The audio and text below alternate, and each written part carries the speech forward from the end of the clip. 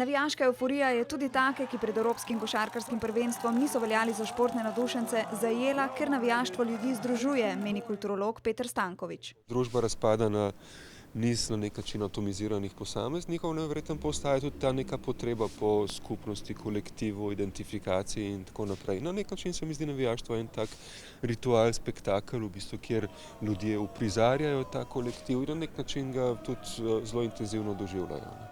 Poleg tega, da je navijaštvo razlog za druženje, Stanković meni, da je tudi eden od načinov, s katerim lahko ljudje izražajo narodno zavest. Je Slovenc! Je Slovenc!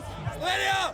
A navijaštvo ne zadovoljuje le navijačev. Podporo, ki jo izražajo, občutijo tudi košarkarji. Je težko pisati, kaj nam to pomeni, ker te momenti so redke. Eni od nas bomo odigrali samo par tekem tu doma, pa tisoč v tujini. Podpora navijačev, ki športnikom daje dodatno energijo, je po mnenju psihologa Aleša Vičiča za športnike lahko tudi stresna. Poveča tremo, poveča stres zaradi tega, ker seveda se vsak lahko počuti dolžnega temu nekaj vrniti. Zato se pod pritiskom košarkarjem lahko kdaj zatrese roka, a podpora navijačev največkrat deluje spodbudno in igralcem daje nov zagon. Navijači pa v zameno dobijo vznemirljivo predstavo.